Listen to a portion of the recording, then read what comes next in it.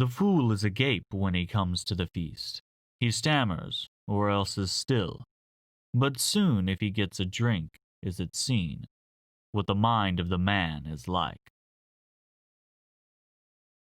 Hey everybody, it's Jeremy. Welcome back to turn 17 of Attica's game Aries, where we are playing Well of Urd, God of Utgard. Just kind of jumping into the game this time around. Not much going on. We've got a little list here. Message from Lemuria, just running around with Sacreds at the moment, managed to rout one of his parties. Gath is definitely focused on just killing me with his Gibber stack. And Midgard is mostly just moving from fort to fort. I can effectively raid Van due to the terrain I have. Okay. We completed Enchantment 5. Good stuff. And then we have some site searches that found nothing. Again, pretty unfortunate site searches for us so far. We've got 2 battles that we can watch. Let's go ahead and watch them real quick. Another Van raiding party against what looks to be like probably not enough to make the difference. Nope. Instantly dead. Didn't even lose anything. Next one up. Another little Van raiding party. Likely quite the same.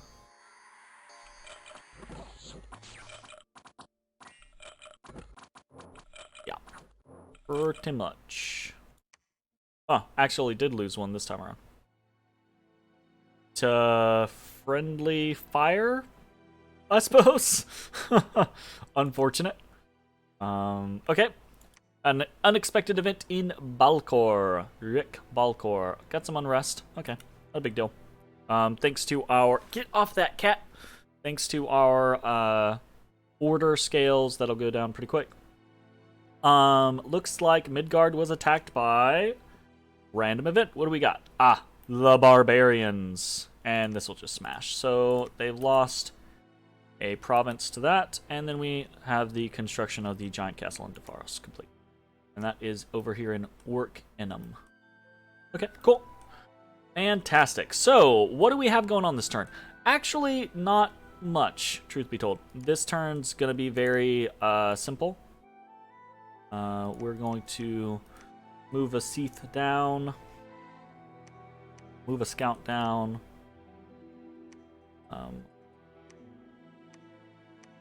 Move the seat over. Preach. Alright, so we have successfully preached our dominion into these 2 locations. Cool. The only land that we own that isn't in our dominion is Rim Mountains currently. So, what are we going to do? We're going to go underwater with King 1. We're going to do a little bit of a line here. Honestly, we're probably just going to double line this. How fast are these guys? 10. How fast are these guys? 8. Yeah, so if we have these guys just a little bit ahead, they'll eat the brunt of the charge. I say charge. They'll eat the brunt of the assault. The giants will come in from behind. Shouldn't be any big deal. And, I mean, there's the chance that this isn't enough to take this province. But we'll see. No big. Snag that. And I think now is the time. We're going to send our forces southward. Basically. So we're going to send Jarl 2 down here to hop onto Defaros. We're going to blood hunt here and patrol here with Com 1. I think we're probably going to build a temple and build a lab here in Waywoods, which means we have very limited income right now. We're finishing off a Scrotty, so probably just do a Seath Kona. Have another Seath Kona here, and we're going to put all of our production, all the rest of our money over here for Gaudy Huskarls rather than in our capital, since we're leaving our capital right now. So now is the question of how much firepower, if we're... So if we're attacking Ulm, right, how much firepower are we bringing with us? Obviously, the giants, right, they come with a bunch of, is it worth it to even, like, use these undead against this? I'd say probably not, honestly. Because I think we just hold this. We just patrol here for now. Patrol for now. Construct. We can do a giant citadel, but we're going to wait on that. I'm going to send this guy on downwards. I'm going to try to get vision in the area. Baldur definitely doesn't need to preach over here anymore, so let's go ahead and move him over. What else do we want to do? So we have we're gonna have 4 Seaths here on the next turn, right? And we have a bunch over here. I'm trying to think, how much do I want to send? I don't want to put in a crazy amount of like, I don't want to dedicate a crazy amount of mages just yet, but I think we'll probably do something along the lines of 4, right? So we'll do 4 per group. So 4 from Dofaros and 4 from Utgard, and do a little 2 and 2 communion, probably. 2 communion slaves, 2 communion masters, probably something like that. What do we have to throw in? We can put on personal regeneration, obviously, right? We can throw on... What else do we have that we care about? Not really a lot, honestly. Normally, the other things that I really like are body ethereal, right? And then, like, summon earth power, but we can't really do that. Skeletal body is pretty good, right? Because it helps protect against things like crossbows and bows and stuff like that. Really, we don't have a lot of options. So, and I'm not sure that we're gonna do much with these communions. They're basically like reinforcements, skelly spam kind of concepts. We might not even bring them in. We might just move with the armies initially. But we're gonna hit Copper Woods hard, right? Is the concept. And we're going to try to basically force everything into this big bottleneck. And I think if we force everything into a big bottleneck, and I come storming across with a shit ton of giants, and a bunch of skelly spam and or mind burn, right? Because don't forget, we have Thom too, so we can communion up and just mind burn spam a bunch, right? I think that's going to work out pretty well. And especially if I get to the point to where it's like I combine the armies and it's a 4 and 4, right? Like a 4 slave, 4 masters communion. That'll probably be pretty easy to work with. I don't want to worry about doing like a turbo communion at the moment. Eventually I'll get those going with Scrotties, right? The concept of just like 2 Scrotties can really boost a communion kind of crazily because they can hold so much damage. Yeah, I think that's probably going to be it for now. Jarl moves, Seaths move. We're going to have 4 here. This is going to not tank my research, right? But it does cut into it a good chunk. If we look, was at 180. So I'm losing 56 research off of these 4 Seaths. That's a lot to lose, but I think having the mage forces here is going to be pretty good. Plus, we've hit our major goal. We're going to rush up construction probably, and then probably some evocation. A lot of stuff from here is going to be kind of spotty. We'll see.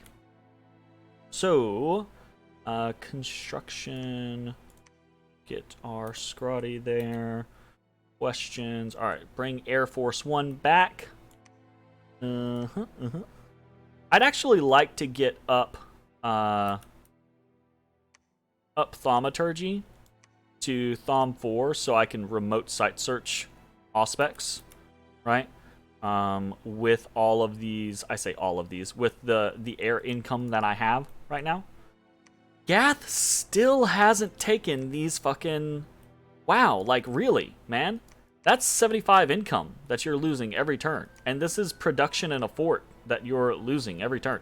Is he that focused on... Is he getting attacked or anything? That's interesting. Very, very interesting. Okay, so... it is turn 17, 18, 19, 20. So, gotta keep heading towards the Midgard. Yeah, this one we can just kind of spread around. Go down here. 18, 19, 20. 18, 19, 20. So that. 18, 19, 20. That. 18, 19, 20. That. That.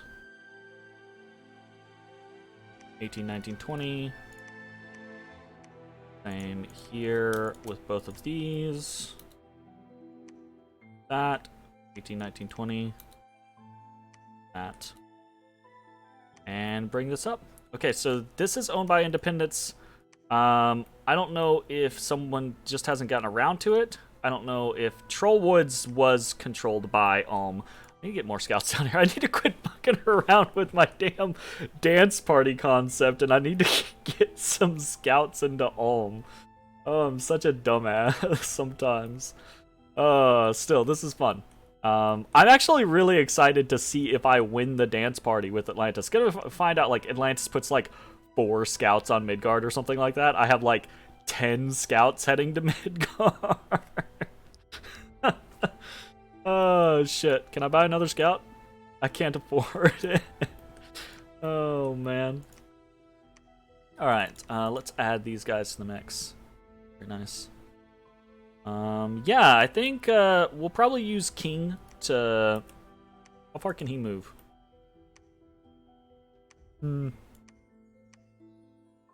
Unfortunate. Yeah, these guys can't move into the territory instantaneously like I would want them to.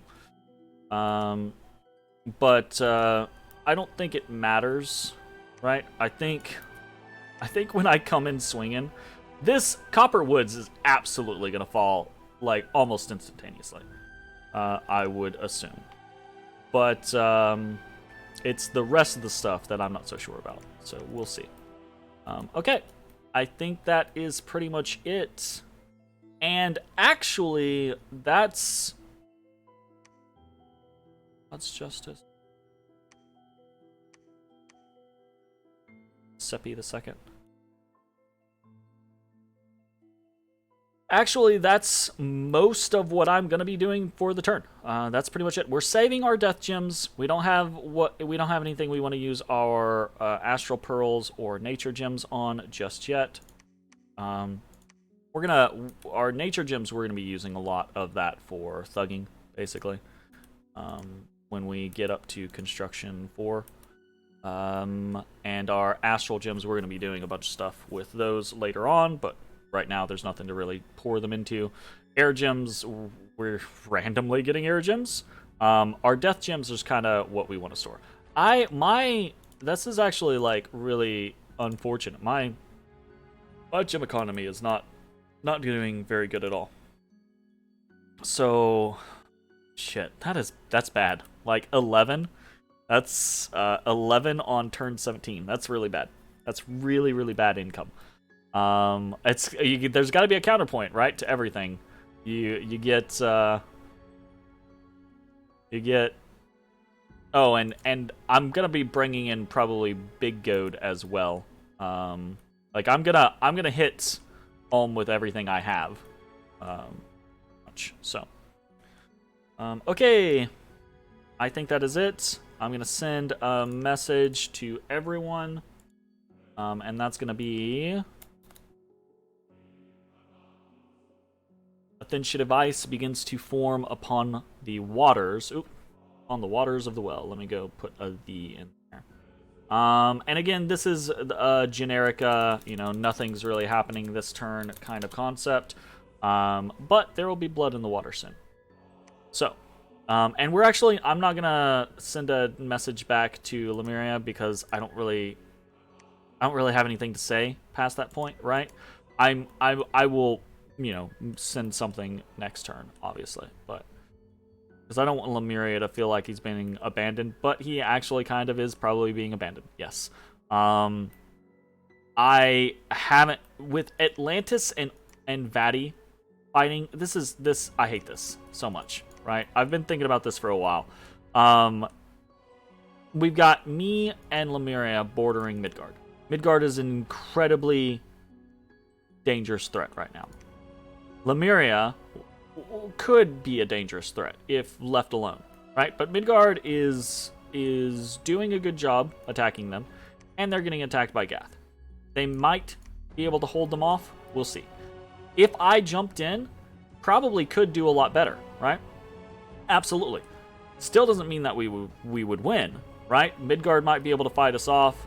Midgard and Gath would probably be able to hold us off, especially like if Gath decides, oh, I'm gonna come in and hit from this side. Like Gath is really the stick in the mud here. If it was just Lemuria versus or Lemuria and me versus Midgard, yeah, sure, let's do it. But turning it into a 2v2, because Gath can just run at me, right? As can Midgard. The counter here, right, is that bringing in Vatiheim and Atlantis on Midgard's flanks would be great. But now they're fighting one another, and that's horrendous. So I've been thinking about, right, my options are basically to try to come into Midgard. He knows that is an option. He's waiting, he's ready, he's prepared. He is not putting all of his forces against Lemuria. He does not need to, right? If I run at him, we might still win, but it's not going to be efficient, it's not going to be clean, and it's not going to feel good. So I feel like my best bet is to Zerg and swallow either Atlantis or Ulm. And I think in this particular situation, Ulm fits the bill better. So, we're gonna Zerg Ulm. We're gonna see how it goes, and I will see you all next time. Peace.